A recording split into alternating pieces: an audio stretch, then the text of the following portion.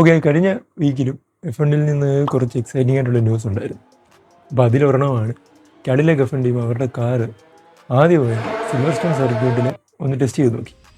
Okay, formula 1 officially start ചെയ്യുന്നത് March 6 പക്ഷേ നമുക്കറിയാം മറ്റ് ഏത് സ്പോർട്സിനെ പോലെയും ഫോർമുല 1 ഈ ഒരു ബ്രേക്കിൻ്റെ സമയത്ത് ട്രാൻസ്ഫേഴ്സ് ഉണ്ടാവും. അതിന് ഫോർമുല 1 സില്ലി സീസൺ എന്നാണ് പറയുന്നത്. ഇപ്പോൾ ഫുട്ബോളിൻ്റെ കേസ് എടുത്ത് നോക്കുകയാണെങ്കിൽ അവർക്ക് സമ്മർ ട്രാൻസ്ഫേഴ്സ് ഉണ്ട്, വിൻ്റർ ട്രാൻസ്ഫേഴ്സ് ഉണ്ട്.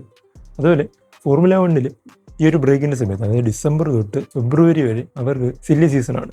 പിന്നെ ഈ ഒരു ടൈമിലാണ് ടീംസ് അവരുടെ പുതിയ കാറ് മാനുഫാക്ചർ ചെയ്യുന്നത്, ഡിസൈൻ ചെയ്യുന്നത്.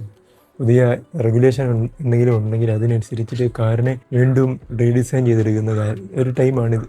സോ ഇൻഫാക്ട് ഓൾറെഡി 2020 സീസൺ നല്ല ഇൻട്രസ്റ്റിംഗ് ആയിട്ടാണ് തോന്നുന്നത്. പക്ഷേ ഇത്ര എക്സൈറ്റിങ്ങിലിരിക്കുമ്പോഴും എടുത്തു വരേണ്ട വേറൊരു കാര്യമുണ്ട്. ഫോർമുല 1 ഒരു 10-12 ഡ്രൈവേഴ്സിൻ്റെ അവരുടെ ടീംസുമായിട്ടുള്ള കോൺട്രാക്റ്റ് ഈ വർഷം കഴിയുവാണ്. അതിൻ്റെ അർത്ഥം എന്താണെന്ന് വെച്ച് കഴിഞ്ഞാൽ 2026 സീസൺ കഴിഞ്ഞിട്ട് 2027 സീസൺ തുടങ്ങുന്നതിന് മുമ്പുള്ള സില്ലി സീസൺ ഭയങ്കര എക്സൈറ്റിംഗ് ആയിരിക്കും എന്നാണ്. സോ ഇതിൽ ഏറ്റവും ഹൈലൈറ്റ് എന്ന് പറയുന്നത് മാക്സ് വെർസ്റ്റാപ്പനാണ്.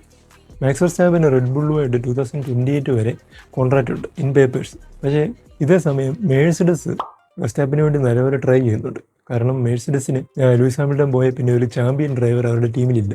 മേഴ്സിഡസ് മാത്രമല്ല, മറ്റു വമ്പൻ ടീമുകളും മാക്സിന് വേണ്ടി നോക്കുന്നുണ്ട്. അപ്പോൾ മാക്സ് റെഡ് ബുള്ളിൽ കണ്ടിന്യൂ ചെയ്യുമോ എന്നുള്ളത് അറിയാൻ വേണ്ടി ഈ വർഷം റെഡ് ബുള്ളിൻ്റെ പെർഫോമൻസ് അനുസരിച്ചിരിക്കും അവർ ആ ബിൽഡ് ചെയ്തിരിക്കുന്ന കാറ് മാക്സിന് സ്യൂട്ടബിൾ ആണോ. ടോട്ടലി റെഡ് ബുൾ ടീമിൻ്റെ പെർഫോമൻസ് അനുസരിച്ചിരിക്കും മാക്സ് റെഡ് ബുള്ളിൽ സ്റ്റേ ചെയ്യുന്നത്. റെഡ് ബുള്ളിൻ്റെ പെർഫോമൻസ് ശോകമാണെങ്കിൽ മാക്സ് ഉറപ്പായിട്ട് റെഡ് ബുള്ള് വിടും. ഓക്കെ, നെക്സ്റ്റ് പറയാനുള്ളത് മെക്ലറൻ ബോയ്സിനെ പറ്റിയാണ്. ലാൻഡോ നോറിസും ഓസ്കർ പിയസ്ട്രിയും രണ്ടുപേർക്കും കുറച്ചധികം വർഷത്തേക്ക് മെക്ലറിനായിട്ട് കോൺട്രാക്റ്റ് ഉണ്ട്. പക്ഷേ ഇതിൽ ലാൻഡോ ഓൾറെഡി ചാമ്പ്യനായി. പക്ഷേ ഓസ്കറിൻ്റെ കാര്യത്തിൽ ഇത്ര ഡൗട്ടുണ്ട്.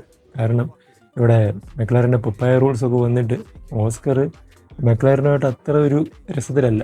അതുമാത്രമല്ല, മെക്ലാരൻ ഓസ്കറിനെ ട്രീറ്റ് ചെയ്യുന്ന ഒരു രീതി ഓസ്കറിന് അത്ര ഇഷ്ടമുള്ളതായിട്ട് തോന്നുന്നില്ല. പിന്നുള്ളത് ജോർജ് റസലാണ്. മെഴ്സിഡസുമായിട്ട് ജോർജ് റസലിന് ഈ ഒരു വർഷം കൂടെ കോൺട്രാക്റ്റ് ഉള്ളൂ. മെഴ്സിഡസ് ഇപ്പം മാക്സ് വെർസ്റ്റാപ്പിനെ കൊണ്ടുവരുന്ന ഒരു രീതിയിലേക്ക് പോയി കഴിഞ്ഞ് കഴിഞ്ഞാൽ ജോർജ് റസൽ ഉറപ്പായിട്ട് ഔട്ടാവും. പിന്നെ ലൂയിസ് ഹാമിൽട്ടൻ്റെ കാര്യമാണ്. ലൂയിസ് ഹാമിൽട്ടണും അടുത്ത വർഷം കൂടെ ഉള്ളൂ ഫെറാറിയുമായിട്ട് കോൺട്രാക്റ്റ്. ഏതൊരു ഫെറാറി ലൂയിസ് ഹാമിൽട്ടനെ പുറത്താക്കും, അല്ലെങ്കിൽ ലൂയിസ് ഹാമിൽട്ടൺ ഫെറാറി വിട്ട് വേറൊരു ടീമിലേക്ക് പോകും. അതുമാത്രമല്ല, ഫെറാറി നെക്സ്റ്റ് സീസണിലേക്ക് ഒലിവർ ബിയർമാനെ സൈൻ ചെയ്യുന്നത് റൂമേഴ്സ് ഉണ്ട്. പക്ഷേ എന്നും പറഞ്ഞ് ഫെറാറിക്ക് അങ്ങ് ലാവിഷായിട്ടൊന്നും ഇരിക്കാൻ പറ്റത്തില്ല. കാരണം ഫെറാറി ഈ വർഷം കൂടെ നല്ലൊരു കാർ ബിൽഡ് ചെയ്തിട്ടില്ല എന്നുണ്ടെങ്കിൽ ചാൾസ് ലെക്ലർക്കും ടീം വിട്ടു പോകും. എന്ന് വെച്ച് കഴിഞ്ഞാൽ ഫെറാറി മര്യാദയ്ക്ക് പോയിട്ടില്ല എന്നുണ്ടെങ്കിൽ അവർ അടുത്തത് ഫെർണാണ്ടോ അലോൺസോയാണ്. നമുക്കറിയാം ഫെർണാണ്ടോ അലോൺസോ ഒരു ലെജൻഡാണ്, എത്ര വർഷങ്ങളായിട്ട് ഫോർമുല 1 അപ്പം ഫെർണാണ്ടോ അലോൺസോയും ആസ്റ്റൺ മാർട്ടിനുമായിട്ട് ഈ വർഷം കൂടി ഉള്ളൂ കരാർ. So what do you guys think? ഇത് ഫെർണാണ്ടോ അലോൺസോയുടെ ലാസ്റ്റ് സീസൺ ആയിരിക്കും. 2025 സീസണിൽ ഫോർമുല 1 വന്ന പുതിയതായിട്ട് വന്ന എല്ലാ റൂക്കീസിൻ്റെയും കോൺട്രാക്റ്റ് ഈ വർഷം കഴിയുവാണ്. അപ്പോൾ ഈ റൂക്കീസിനെ അടുത്ത വർഷത്തേന് ഏത് ടീം സൈൻ ചെയ്യും, അല്ലെങ്കിൽ അവരുടെ ഫ്യൂച്ചർ എന്തായിരിക്കും എന്നുള്ളതൊരു ക്വസ്റ്റ്യൻ മാർക്കാണ്. So Max Verstappen Red Bull വിട്ട് മെഴ്സിഡസ് വരുമോ, അല്ലെങ്കിൽ ലൂയിസ് ഹാമിൽട്ടൺ ഫെറാറി വിട്ട് പോവുക, അല്ലെങ്കിൽ ഫെർണാണ്ടോ അലോൺസോയുടെ അവസാനത്തെ ഫോർമുല 1 ആയിരിക്കും ഇത് എന്നൊക്കെ ഒന്ന് കമൻറ്റ് ചെയ്യണേ.